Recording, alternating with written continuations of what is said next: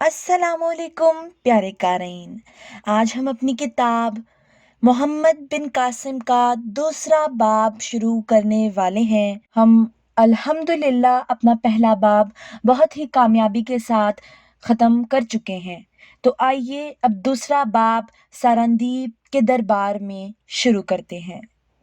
مہاراجا سرندیپ تخت پر رونق افروز تھا۔ تخت سے نیچے دائیں بائیں آبنوس کی کرسیوں پر چند سردار حسب مراتب بیٹھے تھے۔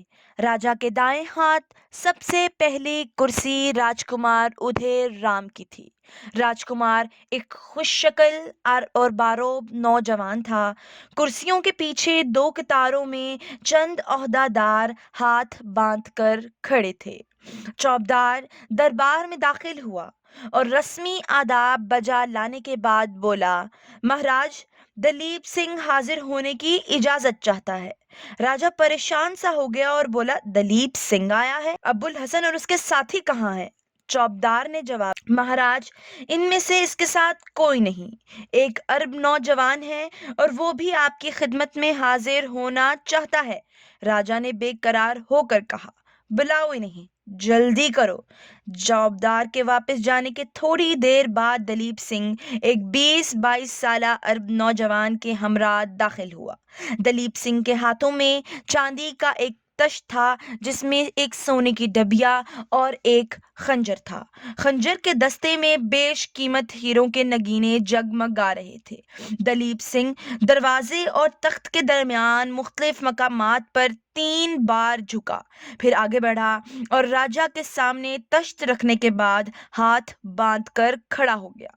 لیکن اس دوران میں راجا ولی عہد اور باقی حاضرین دربار کی نگاہیں زیادہ تر اس کے نوجوان ساتھی پر مرکوز رہیں۔ یہ زمانہ جس سے ہماری داستان تعلق رکھتی ہے، عرب کے صحرا نشینوں کی تاریخ کا سنہری زمانہ تھا۔ اسلامی فتوحات کی سیلابی موجوں کے سامنے اس سے کئی سال قبل کفر کے مضبوط ترین قلعوں کی دیواریں کھوکھلی ہو چکی تھیں اور اب ایک زبردست ریلا انہیں خس و خاشاک کی طرح بہائے لیے جا رہا تھا۔ ترکستان، آرمینیا اور شمالی افریقہ کے میدانوں میں ان کے گھوڑے سرپٹ دوڑ رہے تھے۔ فتوحات کے سیلاب کی ایک لہر مشرق میں مکران تک پہنچ چکی تھی۔ یہ وہ زمانہ تھا جب قرب و جوار کے ممالک کے باشندے ہر عرب کے چہرے پر سکندر کا بخت، ارسطو کی سی فراست اور سلیمان کا سا جاہ و جلال دیکھنے کے عادی ہو چکے تھے۔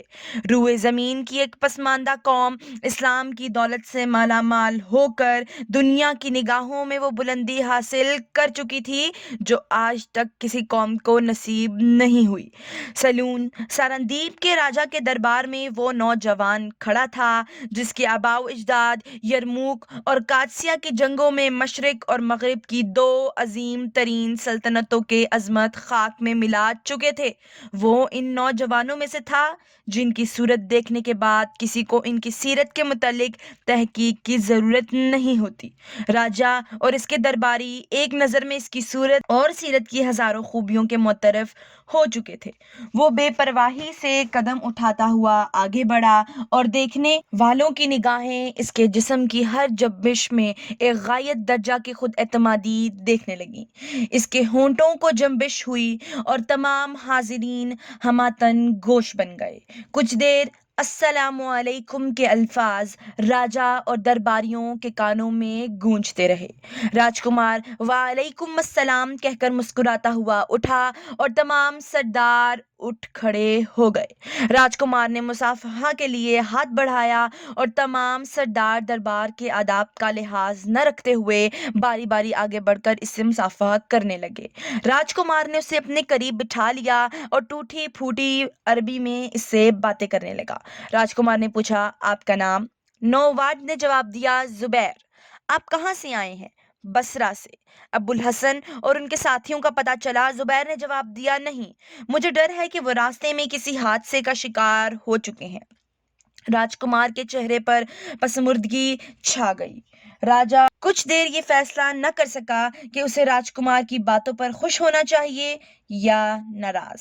حاضرین تخت کی بجائے ان دو کرسیوں کی طرف دیکھ رہے تھے جن پر راجکمار اور ارب نوجوان رونق افروز تھے، اور راجا کے لیے یہ نئی بات تھی، لیکن اپنے اکلوتے بیٹے کے منہ سے عربی کے ٹوٹے پھوٹے الفاظ سن کر مسرت اس تلخی پر غالب آ رہی تھی۔ بالآخر اس نے کہا، ہم آپ کو دیکھ کر بہت خوش ہوئے ہیں۔ زبیر نے جواب دیا، شکریہ۔ سرندیپ کے راجا کو ہمارے خلیفہ اور وائی عراق سلام کہتے ہیں۔ یہ فقرہ نصف عربی اور نصف سرندیپ کی زبان میں ادا کیا گیا۔ راجا اور ولی عہد کی مسکراہٹ دیکھ کر تمام درباری ہنس پڑے۔ راجا نے پوچھا، آپ نے ہماری زبان کہاں سے سیکھی؟ زبیر نے دلیپ سنگھ کی طرف اشارہ کرتے ہوئے جواب دیا، یہ میرے استاد ہیں۔ راجا اور درباریوں نے دلیپ سنگھ کو پہلی دفعہ توجہ کا مستحق سمجھا۔ راجا نے کہا، ہاں دلیپ، ابو الحسن کا کچھ پتہ نہیں چلا؟ دلیپ سنگھ نے جواب دیا، مہاراج، اس سال ہمارے ملک کا کوئی جہاز عرب کی کسی بندرگاہ تک نہیں پہنچا۔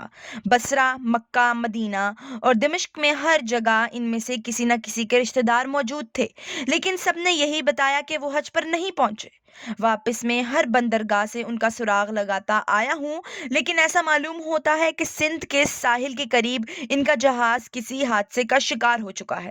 مہاراج نے دمشق کے بادشاہ اور عراق کے حاکم کو جو تحائف بھیجے تھے وہ بھی ان کے پاس نہیں پہنچے، پھر بھی آپ کا شکریہ ادا کرتے تھے۔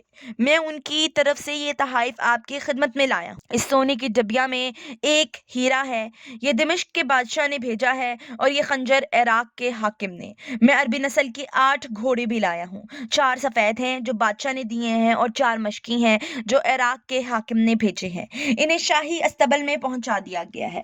راجا نے جھک کر ڈبیا اٹھائی اور کھول کر کچھ دیر چمکدار ہیرا دیکھنے کے بعد خنجر اٹھا کر اس کے دستے کی تعریف کرتا رہا۔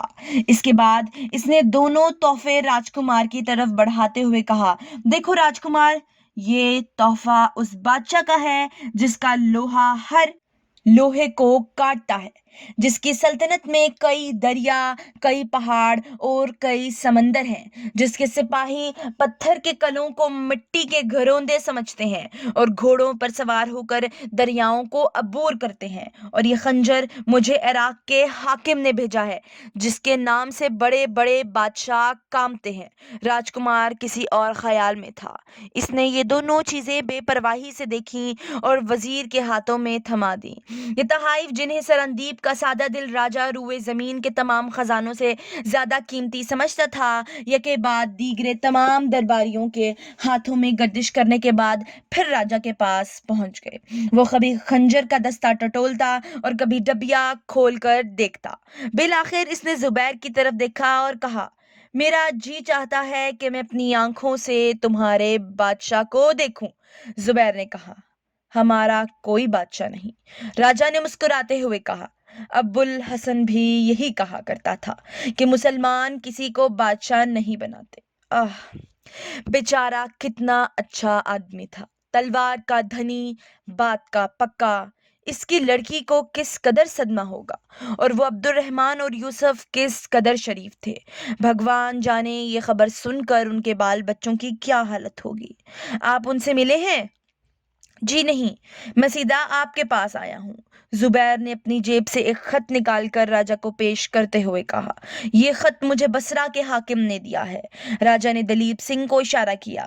دلیپ سنگھ نے زبیر سے خط لے لیا اور اسے کھول کر ترجمہ سنانے لگا۔ مہاراج کو والی بصرہ سلام کہتے ہیں۔ وہ عرب تاجروں کی بیواؤں اور یتیم بچوں کے ساتھ نیک سلوک کے ممنون ہیں۔ ان کی خواہش ہے کہ مہاراج ان بیواؤں اور یتیم بچوں کو بصرہ پہنچا دینے کا بندوبست کریں۔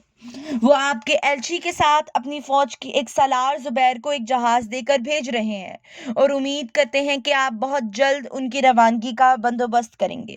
والی بصرہ کا خیال ہے کہ ابو الحسن اور اس کے ساتھی ہندوستان کے مغربی ساحل پر کسی حادثے کا شکار ہو گئے ہیں۔ اگر یہ پتہ چلا کہ ان کا جہاز کسی علاقے کے بحری لٹیروں نے غرق کیا ہے تو انہیں سزا دینے میں کسی قسم کی تاخیر نہ ہوگی۔ خط کا مضمون سننے کے بعد راجا گردن جھکائے دیر تک سوچتا رہا۔ زبیر نے راجکمار کی طرف دیکھا۔ وہ آبدیدہ ہو کر چھت کی طرف دیکھ رہا تھا۔ زبیر نے کہا، آپ بہت پریشان ہیں، معلوم ہوتا ہے کہ آپ کو عربوں کے ساتھ بہت انس تھا۔ راجکمار کے بھنجے ہوئے ہونٹ پر کپ کپی سی طاری ہو گئی۔ اس نے آنسوؤں کو ضبط کرنے کی ناکام کوشش کی، پھر اپنی جگہ سے اٹھا اور کوئی بات کیے بغیر عقب کے کمرے میں چلا گیا۔ راجا کو بذات خود ابو الحسن کے ساتھ دلی لگاؤ تھا۔ اس کی موت کی خبر اس کے لیے کم المناک نہ تھی، لیکن مسلمانوں کے خلیفہ کے ایلچی کی موجودگی میں اس احساس اسے انتہائی ضبط پر کام لینے پر مجبور کر رہا تھا۔ راجکمار کے اٹھ جانے کے بعد اس نے زبیر اور دلیپ سنگھ کے سوا تمام درباریوں کو رخصت کا حکم دیا اور زبیر سے کہا، راجکمار کو ابو الحسن کے ساتھ بے حد انس تھا، میں بھی اسے اپنا بھائی سمجھتا تھا، مجھے اس کی موت کا بہت دکھ ہے، لیکن یہ کیسے کہا جا سکتا ہے کہ وہ اور اس کے ساتھی مر چکے ہیں؟ ممکن ہے کہ انہیں راستے میں بحری ڈاکوؤں نے گرفتار کر لیا ہو۔ مجھے سب سے زیادہ بیچاری ناہید کا دکھ ہے، ابھی وہ اپنے ماں کا غم نہیں بھولی، اب یہ صدمہ اس کے لیے ناقابل برداشت ہوگا۔ زبیر نے سوال کیا، ناہید کون ہے؟ راجا نے جواب دیا، وہ ابو الحسن کی اکلوتی بیٹی ہے، میں بھی اسے اپنی بیٹی سمجھتا ہوں، بہت اچھی لڑکی ہے۔ اس کے بعد راجا دلیپ سنگھ کی طرف متوجہ ہوا، دلیپ، انہیں مہمان خانے میں لے چلو، اس بات کا خیال رکھنا کہ انہیں کسی قسم کی تکلیف نہ ہو، میں راجکماری کو ان بچوں کو تسلی دینے کے لیے بھیجتا ہوں۔ زبیر نے کہا، میں سیدھا آپ کے پاس چلا آیا تھا، ان بچوں کو ابھی تک نہیں دیکھا۔ بہت اچھا، دلیپ سنگھ، انہیں ان کے پاس لے جاؤ۔ تو لیجیے قارئین، آج کا آپ کا اور ہمارا سفر یہیں پر اختتام پذیر ہوتا ہے۔ دوسرا پارٹ ہم انشاءاللہ نیکسٹ ویڈیو میں ڈالیں گے۔ کہانی کے ساتھ جڑے رہنے کے لیے ہمارے چینل کو لائک، سبسکرائب اور شیئر کرنا مت بھولیے، اور نئی ویڈیو کا نوٹیفیکیشن حاصل کرنے کے لیے بیل آئیکن کو بھی دبائیے، تاکہ ہر بار جب ہماری ویڈیو لوڈ ہو تو آپ تک پیغام پہنچ جائے۔ خدا حافظ۔